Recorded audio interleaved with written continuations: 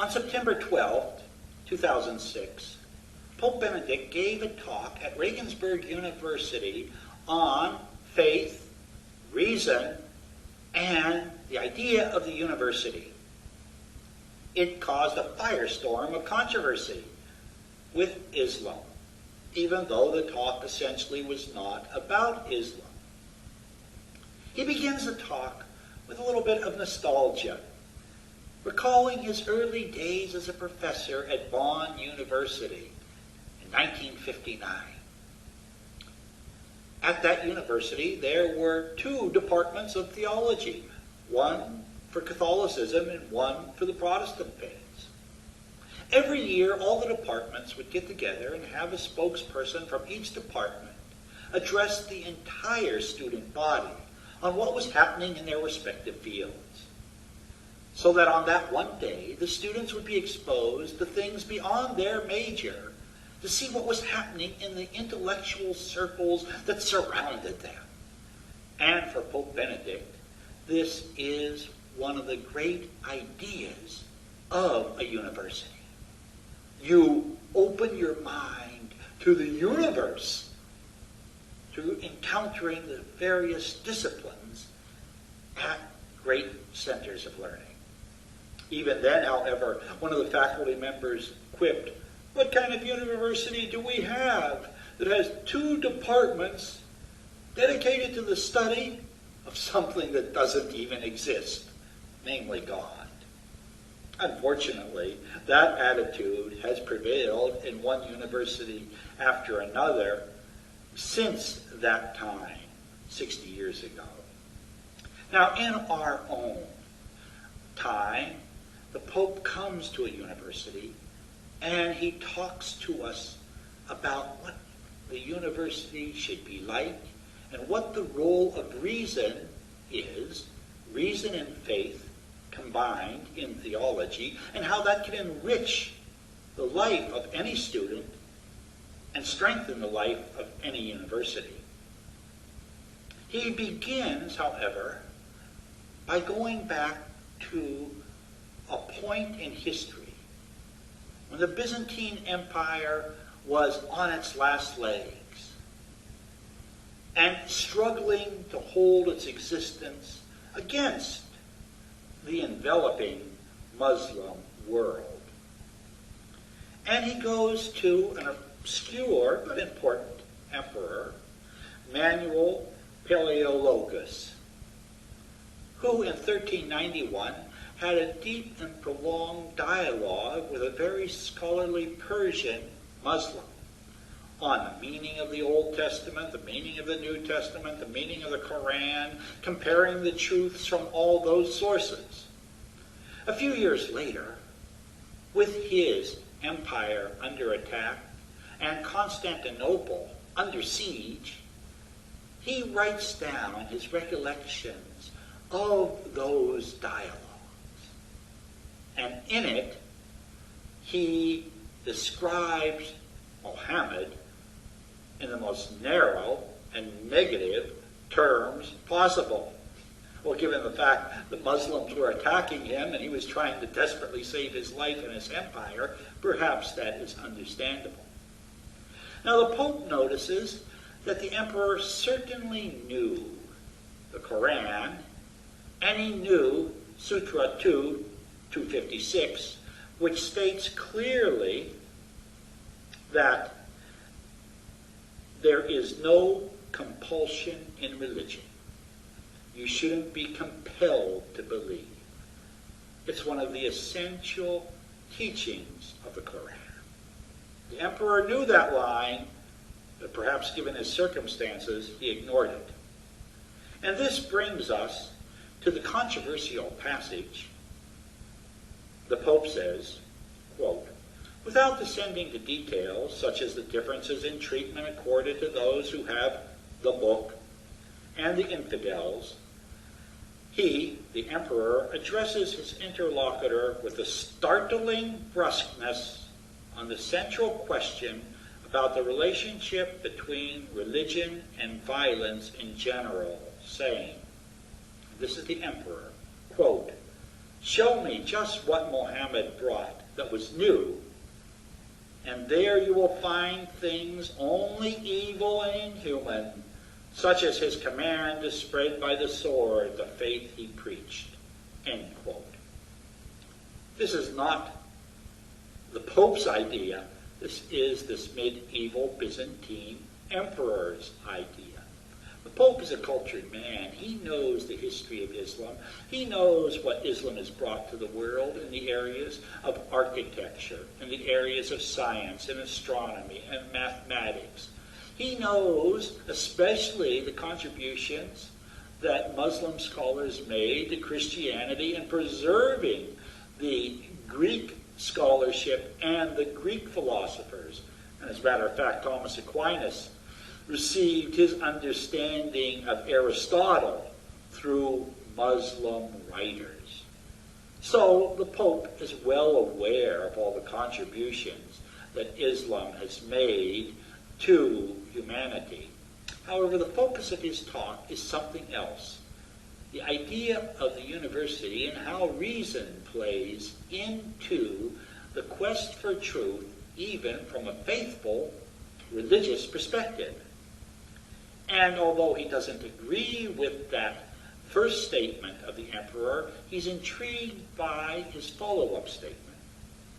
Benedict states, "The emperor, after having expressed himself so forcefully, goes on to explain in detail the reasons why spreading the faith through violence is something unreasonable. Violence is incompatible with the nature of God and the nature of the soul. Quote, God, end quote, he says, quote, is not pleased by blood, and not acting reasonably is contrary to God's nature. Faith is born of the soul, not the body. Whoever would lead someone to faith needs the ability to speak well and to reason properly without violence and threats. To convince a reasonable soul, one does not need a strong arm or weapons of any kind or any other means of threatening a person with death." End quote. Actually, the vast majority of Muslims today would agree with that. They know Sutra 256 that says you can't force someone into the faith. That's clear from the Quran itself and from the teaching of countless people. However, the Pope is stressing reason and the role of reason. There's a whole reason for him bringing up this emperor in the first place. And he says, if we have faith, we also need to be able to reason clearly, think clearly, in order to share that faith with others, or at least to explain it. And it's in this role of faith and reason working together that the theologian can find his or her place in a university setting. Now, this is a great problem in today's world on two levels. First, there's the notion of what is the role of reason as explained by Greek philosophers, Aristotle, Plato, etc., that have formed so much of the backbone of Western and European civilization. How did the Greek culture impact the revealed faith of the people of God in the Old Testament? Now, the Pope points out two things. One, there's the prophetic stance over and against the pagan world. There's the notion of the living God encountered in the burning bush that says, I am. There's the notion that there are no other strange gods that were embraced by the Hellenistic world in such a great plurality of deities. All those deities created by human hands, Psalm 113 says, are not gods at all, but purely human handiwork. So there's the prophetic stance against the Hellenized world. But then in the wisdom literature, there's an acceptance of what was best in the Greek world that surrounded them. and especially, the Pope points out, during the time of exile. And this would influence the so-called wisdom literature of the Hebrew Scriptures that would explain how to raise your family, how to get along in business, how to serve the emperor well, how to live reasonably in a complicated world. So already in the time of the Hebrew Scriptures, before Christianity came along, there was a great convergence of faith and reason, as borrowed especially from the Greeks. He also points out the translation of the Septuagint from Hebrew into Greek helped make Revelation intelligible to the Hellenized world and formed a foundation for Christianity. The New Testament writers would write their sacred word in Greek, Koine Greek, the Greek of the people, and they would borrow constantly from the Septuagint, that ancient translation found in Alexandria. John, especially, at the beginning of his gospel would say, "In the beginning was the Word." And for Benedict, this has so many rich nuances. It's a combination of the first line of Genesis with the Greek world of the logos and the reasonable, the rational. And he sees in this as part of the plan of God. And in addressing the university there, he wanted the professors and the students and the scholars to think about the impact this had on world culture in general and European culture in particular. He asserts that European culture rose up out of a revelation of biblical faith and Christianity combined with Greek science and reason with an overlay of Roman law and practices, out of which eventually Europe as we know it grew up. But he points out that there has been an attempt over the centuries to de-Hellenize Christianity for different motivations, different perspectives. One of the ones was in the time of the Reformation. There had been so much philosophical speculation during the scholastic period of the Middle Ages that the Reformers said we have to get back to the roots of Christianity, rely on faith alone and the Scriptures alone to guide us. To get over all of this philosophical debate and additions that had been made to the simple faith revealed in Christ. That was their motivation. However, as a Catholic, obviously the Pope believes that already in the New Testament we see how faith and reason go together, and how the best of faith and the best of reason can strengthen our understanding of the very mind of God. Then there was the Enlightenment period with Immanuel Kant and Descartes and others who would assert that scholastic philosophy was wrong. They would have a new approach that would try to go beyond Aristotle and the other great Greek philosophers. Kant split his thought into the critique of pure reason and the critique of practical reason. And he says, well, as a practical matter, people should be religious.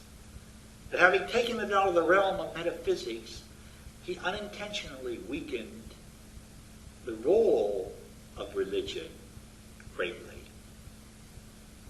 And then there was the rise of science, which Benedict affirms is so marvelous because its method has wrought so many great things for humanity. And now all of us are benefiting from it in the areas of medicine and technology, etc. But the scientific method has reduced itself to looking at things that can be empirically verified and mathematically measured. And although that's essential to the role of science, in its approach to and study of the natural world, it's not all there is in life. And his fear is that this reductionism leads to all types of unintended consequences. He said, what about ethics? What about morality? What about art? What about love? These things can't be empirically verified, mathematically measured. And if that's the only type of truth that's accepted in the university, then the university's soul and vision has shrunk enormously.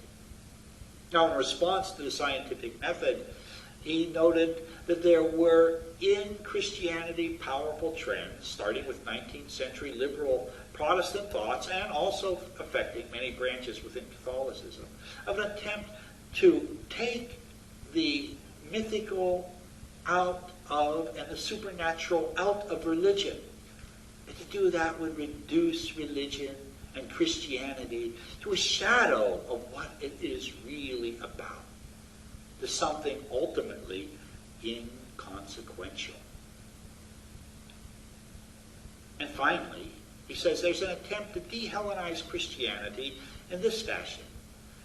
Since the Hellenization of Christianity made it possible to convert a whole culture and enculturation in the ancient world, now isn't a time that we give up that ancient Greek culture to enculturate Christianity in the various cultures around the world. And he said, no. He's all for enculturation, especially in his statements that he makes on the need for a revival and deepening of the faith in Central and South America, where the indigenous people and their cultures have to be acknowledged and utilized to enrich our Christian faith. But what he's worried about is that if we let go of everything in the Hellenized Greek culture, we will also get rid of reasoned thought, logical discipline, and that will weaken the faith. Now the Pope, in this extraordinary presentation on the idea of a university and what a university is about, in no way intends to attack science or any other religion in the world. Quite the contrary. He feels that by incorporating theology into university departments, it will enrich the individual students and the culture as a whole. It will give free play to asking questions about morality and ethics that will go beyond the subjectivism of, well, let everybody make up their own mind. Such a subjectivism weakens the capacity to build community, to build cultures, to have a common wheel that makes civilization possible. The Holy Father, in this presentation, really laid down a major gauntlet, not to Islam, but to Western culture. And the critique that he has here against Western culture would be and should be applauded by astute Muslim leaders, because their complaints are much the same as the Holy Father's. Subjective morality, the degradation of religion, and all of these elements. Now, he hopes to have a greater intercultural dialogue than is going on today, and a deeper one. That's his intention of this speech.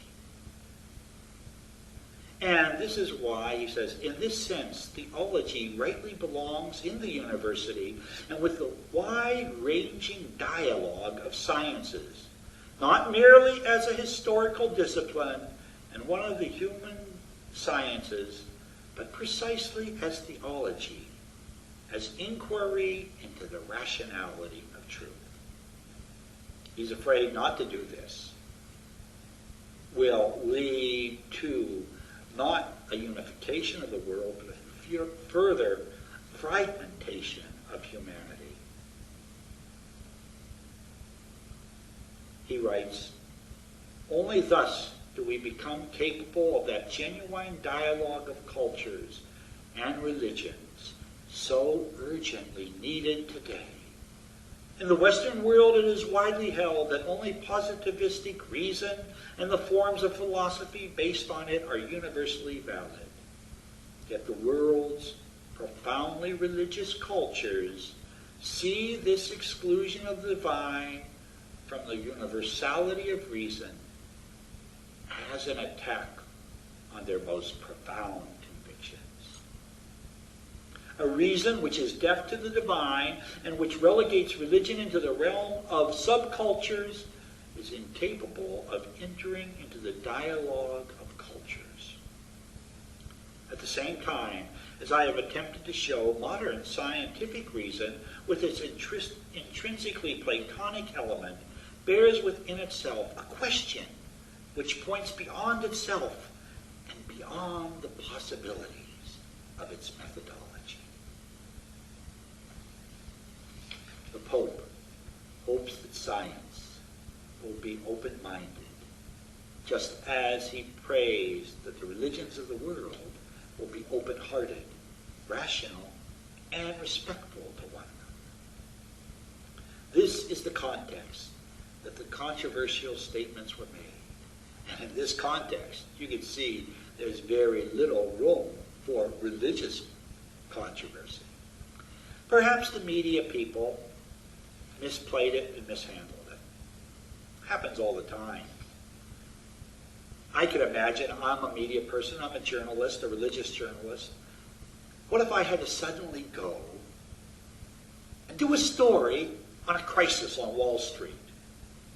Father Jeffrey, go down there and tell us what's happening on Wall Street. I'd say, well, gee, I don't know the difference between a common stock and a preferred stock. I don't know what the Dow Industrial Average is. I don't know what the NASDAQ is. I've heard these words thrown around all the time. I'm clueless. And I think faced with a talk this deep, this profound, most media people found themselves in that situation. And when the word spread on the emperor's quote, and it was attributed to Benedict as his own, well, literally, a lot of chaos ensued. Now, this one talk has to be viewed in light of countless others. Here's a book published by the Daughters of St. Paul, Interreligious Dialogue, the official teachings of the Catholic Church from 1963 to 1995.